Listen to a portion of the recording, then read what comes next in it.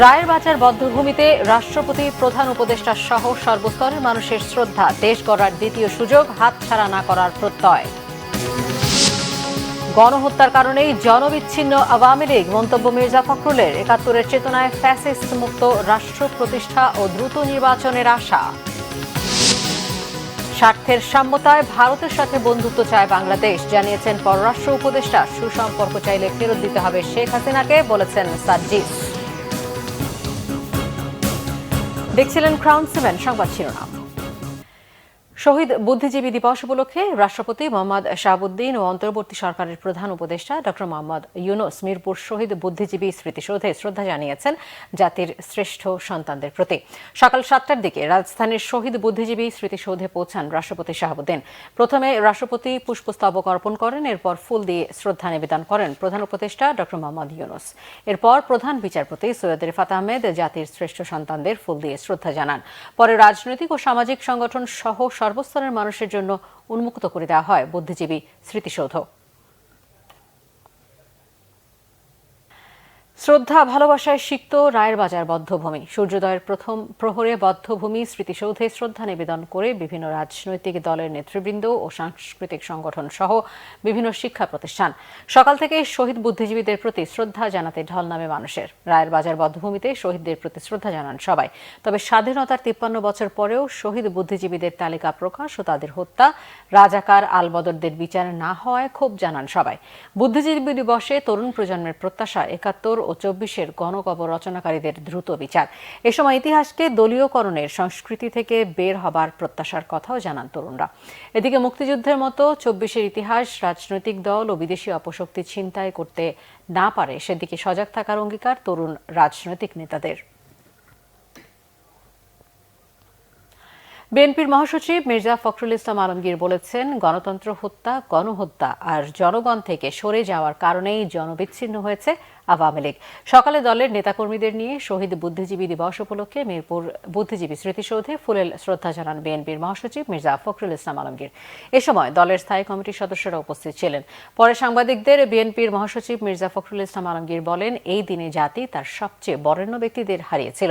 তাই এই দিনে বিএনপি শপথ নিচ্ছে ১৯৭১ সালে যে কারণে জনগণ স্বাধীনতার যুদ্ধ করেছিল, সেই স্বপ্নকে বাস্তবায়নে ফ্যাসিস্টকে পরাজিত করে গণতান্ত্রিক রাষ্ট্র প্রতিষ্ঠা করবে।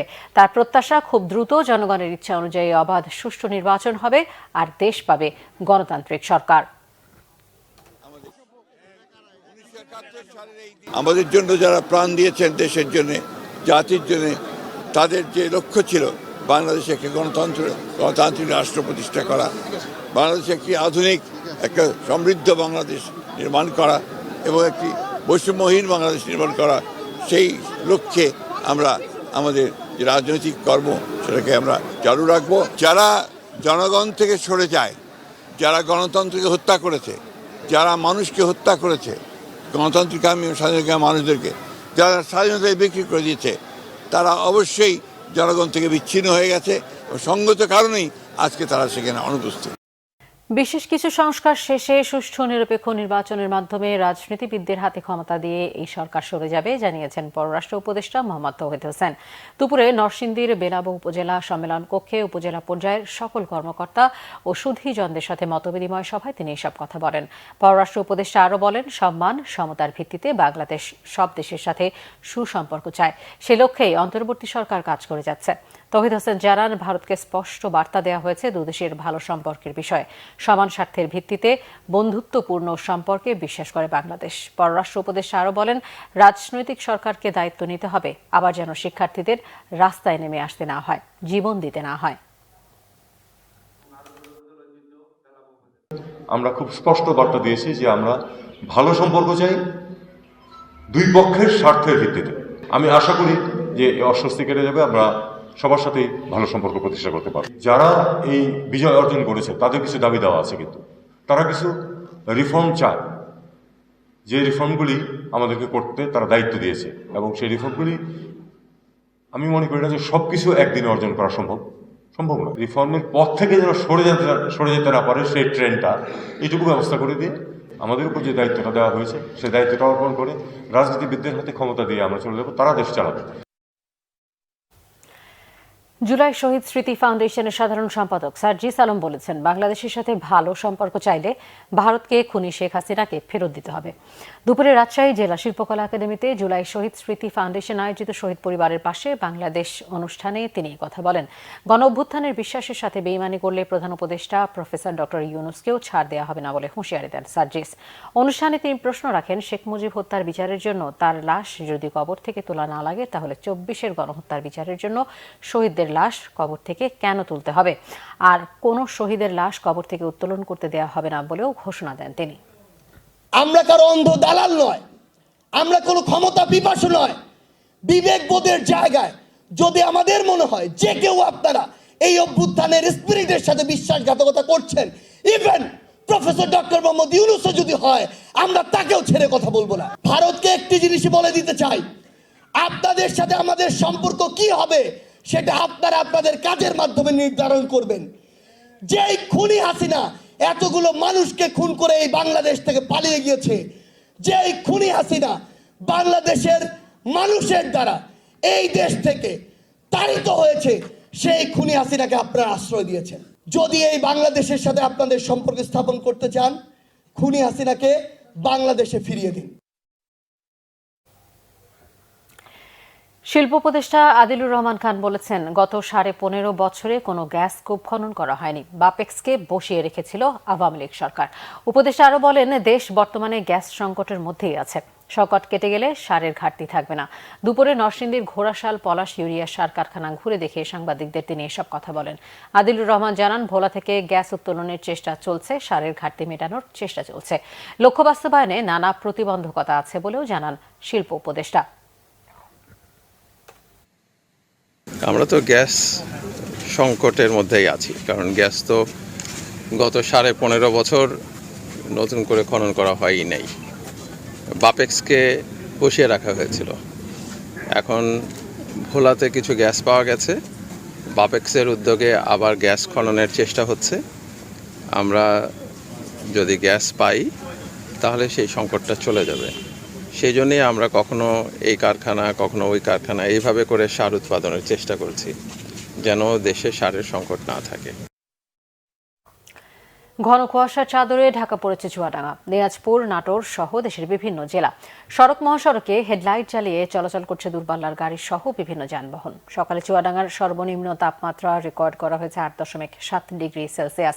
এ সময় বাতাসের আর্দ্রতা ছিল 85%। এতে বিপাকে পড়েছেন দিনমজুর সহ ছিন্নমূল মানুষ।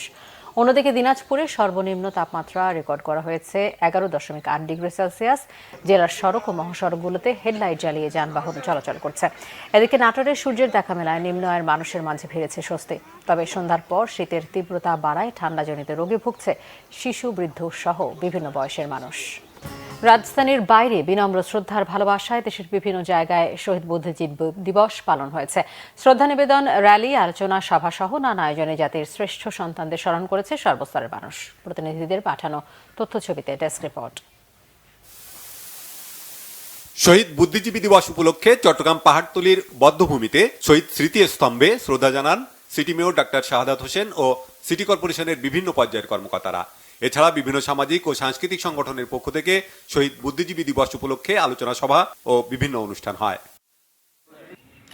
রংপুর টাউন হলে বধ্যভূমিতে শ্রদ্ধা জানান বিভাগীয় ও জেলা প্রশাসন, পুলিশ প্রশাসন, বিভিন্ন সরকারি বেসরকারি দপ্তর, সামাজিক, সাংস্কৃতিক ও পেশাজীবী সংগঠন। এছাড়া Rangpur police lines school and college অডিটোরিয়ামে জেলা ও পুলিশ প্রশাসন আলাদাভাবে দিবসটি পালন করে।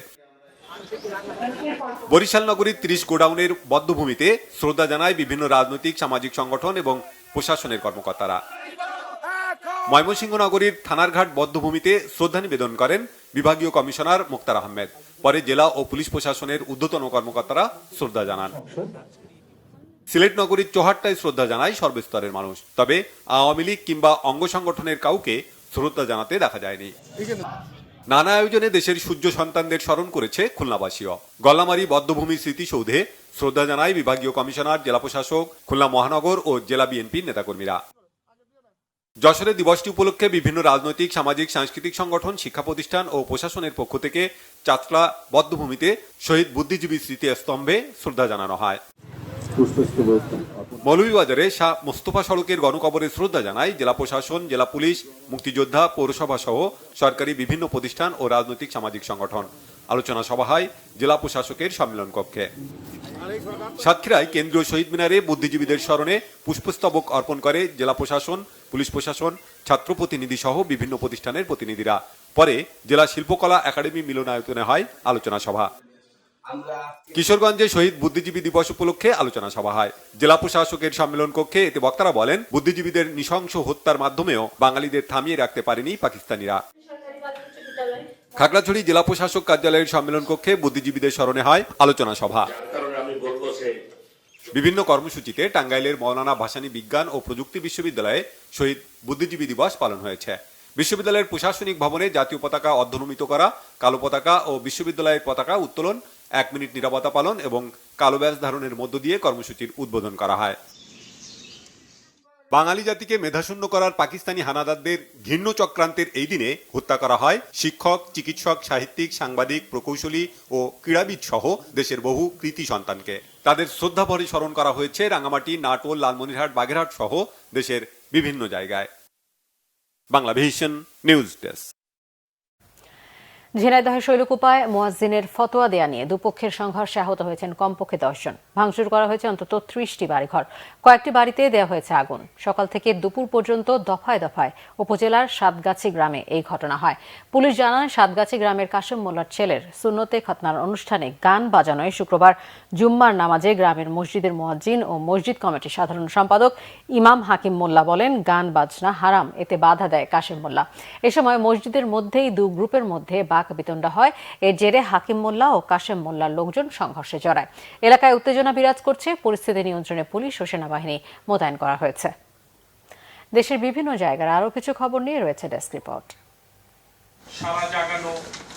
দেশের সাম্প্রদায়িক সম্প্রীতি বিনষ্ট করতে যারা ষড়যন্ত্র করছে তাদের বিচার হবে বলে জানিয়েছেন attorney general Mohammad Asaduzzaman.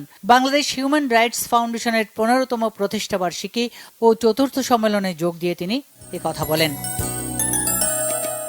BNP চেয়ারপারসনের উপদেষ্টা মাহিদুর রহমান বলেছেন, ভারত কখনো এদেশকে সফল রাষ্ট্র হিসেবে দেখতে চায় না। তারা স্বাধীনতা যুদ্ধে সহযোগিতা করেছে তাদের স্বার্থে, যার প্রতিফলন এখন ফুটে উঠছে। বিকালে মৌলভীবাজার প্রেস ক্লাবে মতবিনিময় অনুষ্ঠানে প্রধান অতিথির বক্তব্যে তিনি এসব কথা বলেন। অনুষ্ঠানের শুরুতে শহীদ বুদ্ধিজীবী ও 24 নিহতদের স্মরণে দাঁড়িয়ে 1 মিনিট নীরবতা পালন করা হয়। শহীদ বুদ্ধিজীবী দিবস উপলক্ষে শহীদদের স্মরণে মেহেরপুরে জেলা বিএনপির সাবেক সভাপতি মাসুদ অরুণের নেতৃত্বে পৌর, সদর উপজেলা ও মুজিবনগর উপজেলা বিএনপির পক্ষ থেকে র্যালি হয়েছে। বোসপাড়া বিএনপির কার্যালয় থেকে র্যালিটি বের হয়ে পৌর শহরের প্রধান সড়কগুলো ঘুরে কলেজ মোড় চত্বরে গিয়ে শেষ হয়। পরে পৌর কবরস্থানের পাশে শহীদ বেদিতে শহীদদের স্মরণে শ্রদ্ধাঞ্জলি অর্পণ করা হয়। ভারতের আগ্রাসন, আগরতলায় বাংলাদেশের সহকারী হাইকমিশনের কার্যালয়ে হামলা, ভাঙচুর ও জাতীয় পতাকা অবমাননার প্রতিবাদে বিক্ষোভ মিছিল ও সমাবেশ করেছে নরসিংদী মনোহরদী উপজেলা ও পৌর বিএনপি। দুপুরে মনোহরদী উপজেলা বাস স্ট্যান্ডে বিক্ষোভ মিছিল ও সমাবেশে প্রধান অতিথি ছিলেন বিএনপির কেন্দ্রীয় কমিটির সহ স্বেচ্ছাসেবক বিষয়ক সম্পাদক আব্দুল কাদের ভূঁইয়া জুয়েল। কিশোরগঞ্জে খুঁজে ফিরি মানবতা সংস্থা ও অ্যাসোসিয়েশন অব ময়মনসিংহ এক্স ক্যাডেটের উদ্যোগে বয়স অন্ধিকালীন স্বাস্থ্য সচেতনতা বিষয়ক কর্মশালা হয়েছে। উপজেলার কান্দাইল উচ্চ বিদ্যালয়ের একটি শ্রেণী কক্ষে এই কর্মশালা হয়। কর্মশালায় প্রধান অতিথি ছিলেন কিশোরগঞ্জ নারী ও শিশু নির্যাতন ট্রাইব্যুনালের বিচারক মাকসুদা পারভিন। এতে কান্দাইল উচ্চ বিদ্যালয়ের 310 জন শিক্ষার্থী অংশ নেন। কুষ্টিয়ায় চাকরি জাতীয়করণের দাবিতে শিক্ষক সমাবেশ হয়েছে। জেলা শিল্পকলা একাডেমি মিলনায়তনে শিক্ষক কর্মচারী ঐক্যজোট কেন্দ্রীয় কো চেয়ারম্যান কাজী আব্দুর রাজ্জাকের সভাপতিত্বে জেলার বেসরকারি স্কুল, কলেজ ও মাদ্রাসার শিক্ষকদের অংশগ্রহণে এই সমাবেশ হয়। প্রধান অতিথি ছিলেন শিক্ষক কর্মচারী ঐক্যজোটের চেয়ারম্যান অধ্যক্ষ মোহাম্মদ সেলিম ভূঁইয়া। নওগাঁর বদলগাছি উপজেলায় কৃষক দলের 44তম প্রতিষ্ঠা বার্ষিকী উপলক্ষে অসহায় দরিদ্র মানুষের মাঝে কম্বল বিতরণ করা হয়েছে। সকালে চৌরাস্তার মোড় বিএনপি দলীয় কার্যালয়ে বদলগাছি উপজেলা কৃষক দলের আয়োজনে 2 শতাধিক অসহায় দরিদ্র শীতার্থের মাঝে কম্বল বিতরণ করা হয়। সিলেট নগরীর দরগা গেটের কেন্দ্রীয় মুসলিম সাহিত্য সংসদ চত্বরে অষ্টাদশ কেমুসাস বইমেলা মঞ্চে প্রবাসী সাংবাদিক এমদাদ চৌধুরী দীপু সম্পাদিত আওয়ামী দুঃশাসনের শ্বেতপত্র ইতিহাসের কাঠগড়ায় আওয়ামী লীগ গ্রন্থের প্রকাশনা অনুষ্ঠান হয়েছে। এতে শিক্ষাবিদ অধ্যক্ষ কবি কালাম আজাদ উপস্থিত ছিলেন। অনুষ্ঠানে বক্তারা কবি হেলাল হাফিজের মৃত্যুতে গভীর শোক জানিয়ে কবির বিদেহী আত্মার মাগফিরাত কামনা করেন। রাঙ্গামাটির বিশিষ্ট সাংবাদিক, ক্রীড়া সংগঠক ও শিক্ষক মোস্তফা কামালের ষষ্ঠ মৃত্যুবার্ষিকী উপলক্ষে স্মরণ সভা ও শিক্ষা উপকরণ বিতরণ করা হয়েছে। সকালে শহরের রিজার্ভ বাজারে রাঙ্গামাটি শিশু নিকেতন চত্বরে এই সভা হয়। Bangla vision news desk. সংবাদ শেষ করব ক্রাউন সিমেন্ট শিরোনামগুলো আরও একবার জানিয়ে। রায়ের বাজার বধ্যভূমিতে রাষ্ট্রপতি, প্রধান উপদেষ্টা সহ সর্বস্তরের মানুষের শ্রদ্ধা, দেশ গড়ার দ্বিতীয় সুযোগ হাতছাড়া না করার প্রত্যয়। গণহত্যার কারণেই জনবিচ্ছিন্ন আওয়ামী লীগ, মন্তব্য মির্জা ফখরুলের। ৭১-এর চেতনায় ফ্যাসিস্ট মুক্ত রাষ্ট্র প্রতিষ্ঠা ও দ্রুত নির্বাচনের আশা। স্বার্থের সাম্যতায় ভারতের সাথে বন্ধুত্ব চায় বাংলাদেশ, জানিয়েছেন পররাষ্ট্র উপদেষ্টা। সুসম্পর্ক চাইলে ফেরত দিতে হবে শেখ হাসিনাকে, বলেছেন সার্জিস।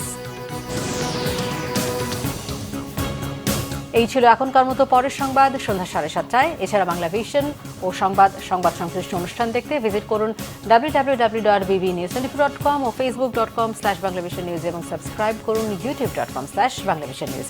ধন্যবাদ সবাই।